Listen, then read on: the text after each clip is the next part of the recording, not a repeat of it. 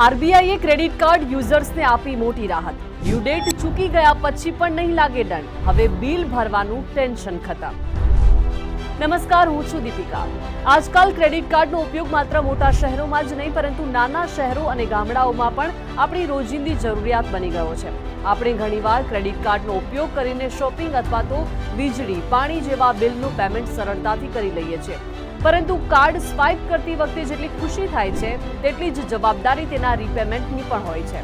આ ભાગદોડ ભરેલી જિંદગીમાં ઘણીવાર આપણે ક્રેડિટ કાર્ડની ડ્યુ ડેટ ભૂલી જઈએ છીએ અને બીજા જ દિવસે ભારે લેટ પેમેન્ટ ચાર્જીસ લાગી જાય છે. પરંતુ હવે ગભરાવાની જરૂર નથી. રિઝર્વ બેંક ઓફ ઇન્ડિયાએ ક્રેડિટ કાર્ડ યુઝર્સને મોટી રાહત આપી છે. આરબીઆઈના નવા નિયમ મુજબ હવે બેંકો ડ્યુ ડેટ મિસ થતાની સાથે જ તાત્કાલિક લેટ ફી વસૂલી શકશે નહીં. બેંકોએ તેમના ગ્રાહકોને ઓછામાં ઓછા 3 દિવસનો ગ્રેસ પિરિયડ આપવો પડશે. સરળ ભાષામાં સમજીએ તો જો તમારા બિલ પેમેન્ટની છેલ્લી તારીખ 5 તારીખ હોય તો તમે 8 તારીખ સુધી કોઈ પણ લેટ ફી વગર ચૂકવણી કરી શકો છો. તમારું એકાઉન્ટ ત્યાં સુધી ઓવરડ્યુ માનવામાં આવશે નહીં જ્યાં સુધી 3 વધારાના દિવસો પસાર ન થઈ જાય. લેટ ફીની ગણતરીને લઈને પણ વધુ એક મોટી રાહત આપવામાં આવી છે. અત્યાર સુધી બેંકો ઘણીવાર આખા બિલની રકમ પર દંડ ફટકારતી હતી, પરંતુ નવા નિયમ હેઠળ લેટ ફી માત્ર તે બાકી રકમ એટલે કે આઉટસ્ટેન્ડિંગ અમાઉન્ટ પર જ લગાડવામાં આવશે જે તમે ચૂકવી નથી. આનાથી ગ્રાહકો પર વ્યાજનો બોજ ઘણો ઓછો થઈ જશે.